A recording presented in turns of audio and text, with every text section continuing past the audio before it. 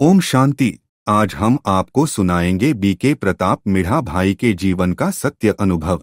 मेरे माता पिता 1961 में ईश्वरीय ज्ञान में आए। इस कारण से मैं बचपन से ही ज्ञान के संपर्क में आ गया और बाल आयु में ही यह भी अनुभव होने लगा कि यही ज्ञान संपूर्ण सत्य है। जब सेवा केंद्र की बहनों से मिलता था तो उनका स्नेह बिल्कुल निस्वार्थ होता था। मुझे महसूस होता था कि यह स्नेह अद्भुत प्रकार का है जिसे परिभाषित नहीं किया जा सकता। उन दिनों मेरी आयु 11 वर्ष की थी। मैं बाबा से साकार में नहीं मिला, लेकिन बचपन से ही पत्र व्यवहार के जरिए मैंने बाबा को दोस्त बना लिया था। मैंने मन की हर बात उन्हें पत्र द्वारा लिखी और हर एक बात का जवाब बाबा ने मुझे पत्रों द्वारा दिया। वे सब पत्र काफी समय तक मैंने संभाल कर रखे थे। जब मैंने डॉक्टरी पढ़ने की इच्छा पत्र द्वारा व्यक्त की तो बाबा ने प्रत्युत्तर में लिखा था कि दोनों बाप का नाम बाला करना है और रूहानी हॉस्पिटल कम यूनिवर्सिटी खोलनी है मुरली से। और इन पत्रों से मुझे यही महसूस होता रहा कि मैं बाबा से रूबरू मिल रहा हूँ। हमारे घर में ईश्वरीय ज्ञान की पाठशाला चलती थी। पूरा परिवार बाबामय होने के कारण हमने बाबा के अलावा जीवन में कुछ और हो सकता है ऐसा सोचा ही नहीं। मेरी बड़ी 2 बहनें, दादी माँ और मेरे माता पिता काफी बार साकार बाबा से मिले। जब माता पिता या पाठशाला के किसी स्टूडेंट के नाम बाबा का पत्र आता था और वे उसे पढ़ते सुनते थे तो उनका नशा देखने जैसा होता था। ईश्वरीय ज्ञान मार्ग पर चलते उन दिनों कई प्रकार की परिस्थितियों और विरोधों का भी सामना करना पड़ता था, पर निश्चय के आधार पर सब पार हो जाते थे। पढ़ाई के लिए जब मैं रोहतक मेडिकल कॉलेज में गया और हॉस्टल में रहने लगा तो चारों तरफ मायावी वातावरण मिला। रैगिंग भी होती थी। भोजन में भी प्याज लहसुन डाला जाता था। मैं कभी खाना खाता, कभी नहीं खाता था। मैंने पत्र द्वारा बाबा को अपनी यह समस्या बताई। बाबा का तुरंत जवाब आया कि कुक से बात करो। फिर हॉस्टल के कुक को मैंने अपनी समस्या बताई तो उसने अलग से बिना प्याज लहसुन के खाना बनाना शुरू किया। इस प्रकार बाबा का सहयोग मुझे मिला। आदरणीय अचल बहन ने भी मुझे पत्रों द्वारा बहुत प्रेरित किया। मैं उनके पत्रों को 10 से 12 बार पढ़ता था, जिनमें बाबा की मुरली के पॉइंट्स और कार्यक्रमों के समाचार लिखे होते थे। बाबा के अव्यक्त होने के कुछ समय पहले मैंने उन्हें पत्र लिखा था। उसका उत्तर न पाकर मुझे बहुत आश्चर्य हुआ था, परंतु उन्हीं दिनों कमांडर दत्ता जी का रोहतक में तबादला होने वाला था। बाबा को जब पत्र मिला था तब आबू में कमांडर जी उनके पास ही बैठे थे। बाबा ने उन्हें मेरी संभाल की पूरी जिम्मेवारी सौंप दी। जब वे रोहतक आए तो मुझे उनसे इस बात की जानकारी हुई और बाबा के गहरे प्यार की अनुभूति भी। फिर उन्होंने अपने घर में गीता पाठशाला चालू की और बाबा के कथन का पालन करते हुए मेरी अच्छे से अच्छी संभाल की। किसी दिन यदि मैं गीता पाठशाला में नहीं पहुंचता था तो मुझे लेने आ जाते थे।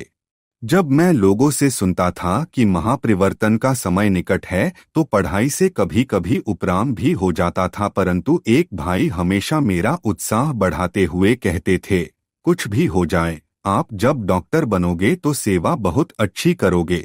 सन 1975 में जैसे ही MBBS की पढ़ाई पूरी हुई, मैंने यमुनानगर, हरियाणा में डॉक्टर के रूप में सरकारी सेवा प्रारंभ कर दी।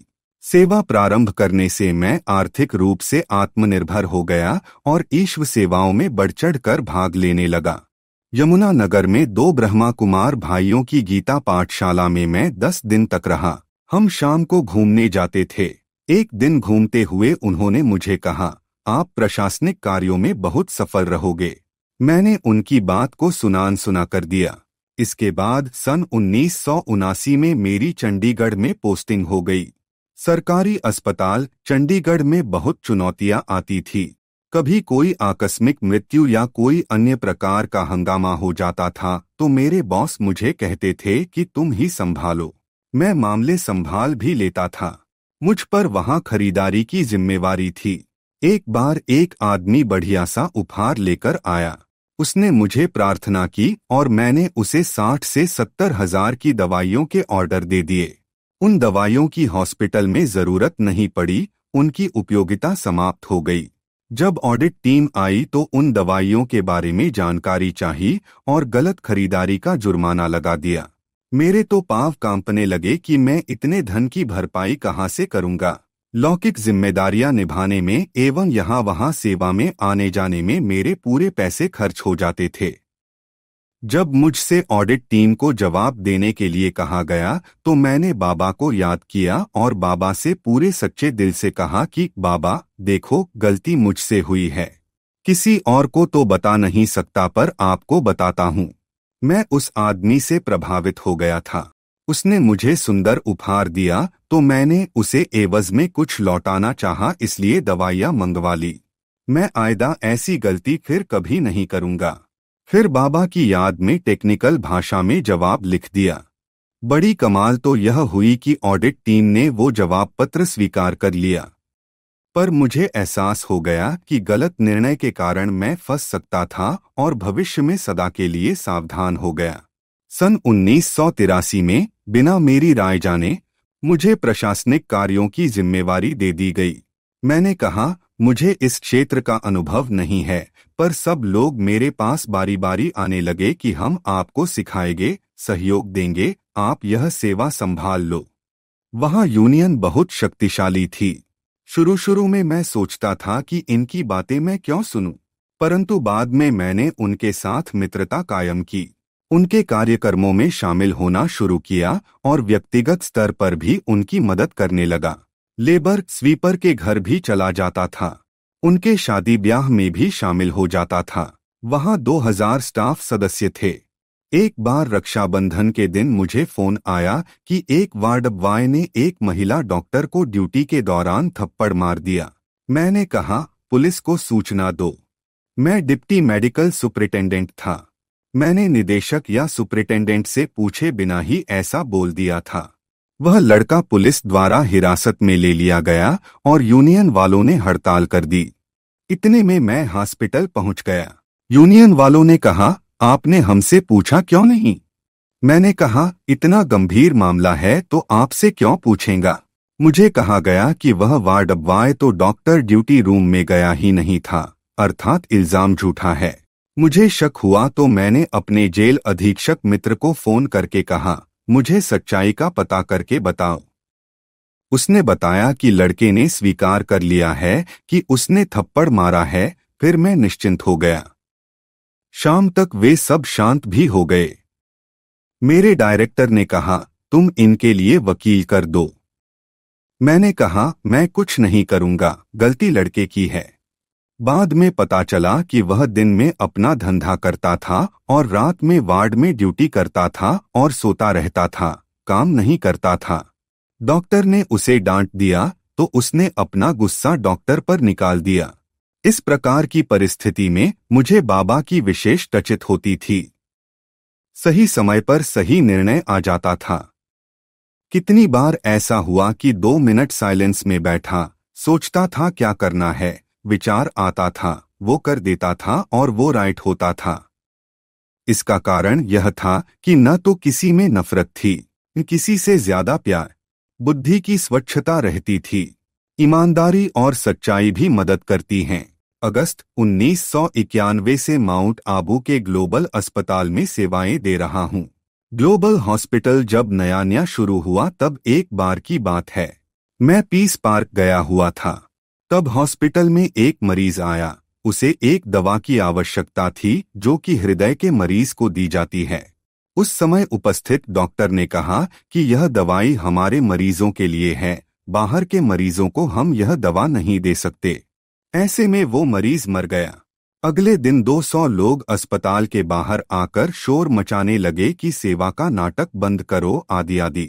उनमें से कुछ को मैं पहचानता भी था। मैंने कहा, अंदर आकर अपनी बात बताइए, कुछ गलत हुआ है तो मैं माफी मांगता हूँ। बाबा की कमाल देखिए, जब उनसे बात की तो वे शांत हो गए और बाद में वे मेरे अच्छे सहयोगी बन गए। उसके बाद शहर के लोगों से मुझे कोई समस्या नहीं आई। ग्लोबल अस्पताल में सेवा करते हुए मुझे दादी प्रकाशमणि और दादी चंद्रमणि से बार बार मिलने के सुअवसर मिले। मुझे एक बात बहुत ही आनंद से सराबोर करने वाली लगी कि इन दादियों की आपसी सद्भावना और सामंजस्य बहुत गहरा है। मैं दादी चंद्रमणि से कोई बात पूछता, कोई राय लेता या देता तो वे कहती, बड़ी दादी से पूछकर बताऊंगी। हर छोटी और बड़ी बात को बड़ी दादी से पूछकर ही आगे कही जाती थी। लौकिक दुनिया में जब सेवारत था तो परिस्थिति आने पर मुझे अपनी स्थिति की चेकिका और उसकी दृढ़ता साबित करने का मौका मिलता था। यहाँ ग्लोबल हॉस्पिटल में ऐसा नहीं है। यहाँ तो ज्यादातर स्टाफ ब्रह्मा कुमारी तथा ब्रह्मा कुमार हैं। शुरुआत में मुझे काम लेने या सौंपने में बहुत दिक्कत होती थी। मुझे अपना नजरिया भी कई बार बदलना पड़ता था। यहाँ परिवार की भावना ज्यादा काम करती है। किसी के विरुद्ध कुछ एक्शन लेना तो दूर की बात है, किसी को नोटिस भी नहीं दे सकते। प्यार से समझाकर ही बात सुलझानी होती है। यह भी बहुत अच्छा एक अलग तरह का अनुभव है कि बिना कागज पत्र व्यवहार किए कैसे सहजता से तथा इशारों से भगवान की छत्रछाया में काम होता है। इसमें ही यज्ञ की सफलता भी है। मैं मानता हूँ कि हरेक में दिव्य गुणों की भरमार है। हम सब एक यात्रा पर चल रहे हैं, ऐसा समझकर एक दूसरे को सहयोग देते चलना है ताकि एक दूसरे की योग्यताओं को हम बाहर ला सकें। जब हम किसी से बात कर रहे हों तो उसको यह लगना चाहिए कि यह उसके भले की बात है, इसमें उसका कल्याण समाया हुआ है। जीवन को आगे बढ़ाने के कई तरीके हैं, लेकिन हमें अपने लिए सही मार्ग चुनना है और आगे बढ़ते हुए आनंद के साथ सफलता पानी है। अतीन्द्रिय सुख परमात्म स्मृति में रहकर कर्म करने से प्राप्त होता है, तो क्यों न हम अपना हर कर्म बाबा की ही याद में रहकर करें ताकि आनंद भी मिलता रहे और विकर्म भी न बने। तो हम आशा करते हैं आपको आज का यह सत्य अनुभव जरूर पसंद आया होगा। हम फिर जल्द मिलेंगे आपसे एक और सत्य अनुभव के साथ। तब तक के लिए ओम शांति।